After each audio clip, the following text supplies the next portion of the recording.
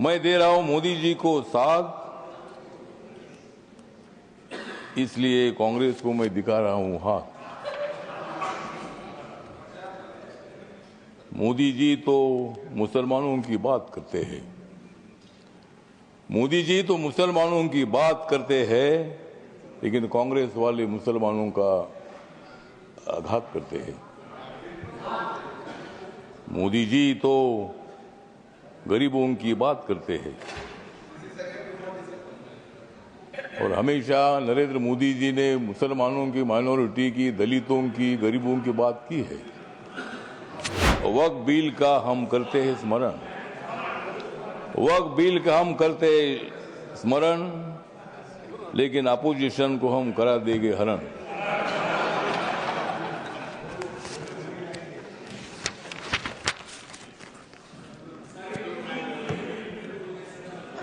नरेंद्र मोदी जी है मुसलमानों के सच्चे वाली, नरेंद्र मोदी जी मुसलमानों के सच्चे वाली।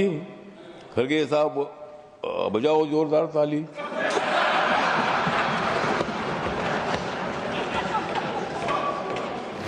मत दे दो रोज मोदी साहब को गाली, मत दे दो रोज मोदी साहब को गाली, नहीं तो कुर्सी करो खाली।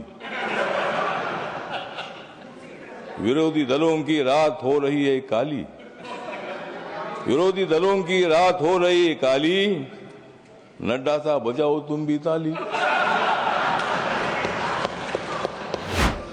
अध्यक्ष महोदय, ये बिल जो है बिल बहुत ही सभी मुसलमानों को, मैक्सिमम मुसलमानों को, 90% मुसलमानों को न्याय देने वाला बिल है। ये जो बिल है ये बिल असंवैधानिक नहीं है। डॉक्टर बाबा साहब अम्बेडकर जी ने संविधान बनाया, उस पार्टी से मैं आता हूं। मेरी पार्टी आरपीआई है, रिपब्लिकन पार्टी ऑफ इंडिया, और मेरी पार्टी मोदी साहब के साथ, एनडीए के साथ है। ये जो बिल है बिल मुसलमानों पर आज तक अन्याय होता रहा। Congress party divide and rule की पॉलिसी करने का काम करती रही और मुसलमानों को, दलितों को न्याय नहीं मिलता था। आज मुझे लगता है कि जो ये बिल आया है, हमारे किरण रिजिजू जो ट्राइबल कम्युनिटी के बुद्धिस्ट है, माइनॉरिटी के हैं, और इसीलिए मैं बताना चाहता हूं कि हम किसी को भी नहीं जाएंगे शरण, हम किसी को भी नहीं जाएंगे शरण, क्योंकि माइनॉरिटी के मिनिस्टर है रिजिजू किरण।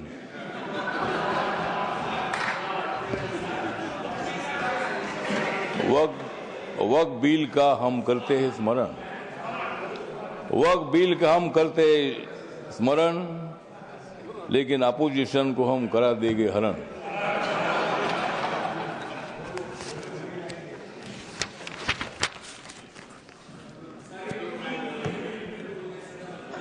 नरेंद्र मोदी जी है मुसलमानों के सच्चे वाली, नरेंद्र मोदी जी मुसलमानों के सच्चे वाली। खरगे साहब बजाओ जोरदार ताली।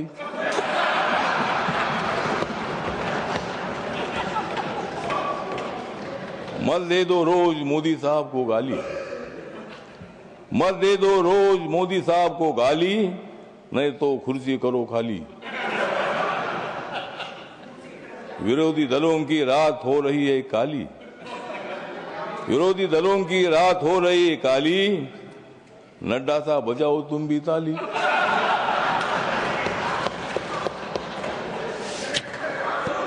तो ये जो बिल है ये बिल बहुत ही परिवर्तनवादी बिल है। ये बिल हिंदू, मुसलमान, सिख, ईसाई, बुद्धिस्ट लोगों को जोड़ने वाला ये बिल है। ये जो बिल है ये बिल असंवैधानिक नहीं है, जिस तरह आप बता रहे खरगे साहब। संविधान बाबा साहब ने लिखा है, आप भी बाबा साहब के अनुयायी है, मैं भी अनुयायी हूं। और आप जिस कांग्रेस पार्टी में, खरगे साहब, जब कर्नाटक में आपको मुख्यमंत्री बनाने का मौका आया था तब उन्होंने नहीं बनाया आपको, और मुझे भी मंत्री बनाने का मौका आया था, अपने मंत्री नहीं बनाया, मैं इसलिए इधर आया। मैं